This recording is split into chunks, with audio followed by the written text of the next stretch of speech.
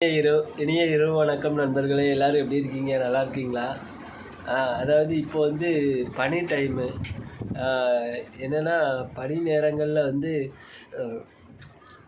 Tea குடிக்கலாம், தப்பு கிடையாது. எதுக்கு சொல்கிறோம்னா, இந்த மாதிரி இங்கே பாருங்க,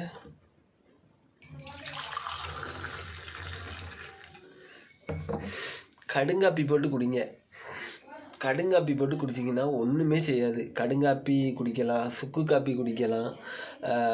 ஏன்னா அது வெந்நி தான். பால் வந்து அதிகமாக நம்ம உடம்புல சேர சேர சேர வந்து சளி பிடிக்கும்.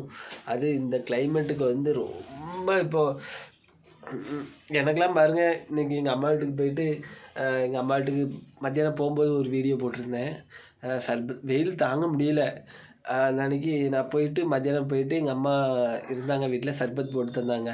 அன்றைக்கி குடிச்சிட்டு வந்துட்டேன்.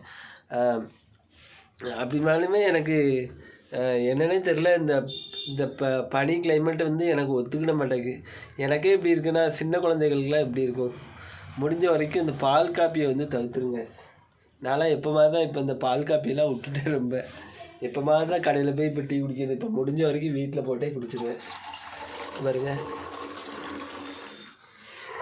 கடுங்காப்பி வந்து ரொம்ப உடம்புக்கு நல்லது. சுக்கு காப்பி குடிக்கலாம். வீடியோ தொடர்ந்து பாருங்கள், இந்த மாதிரி போட்டு குடிங்க. சரியா? வீடியோ பிடிச்சா லைக் பண்ணுங்கள், கமெண்ட் பண்ணுங்கள். நன்றி.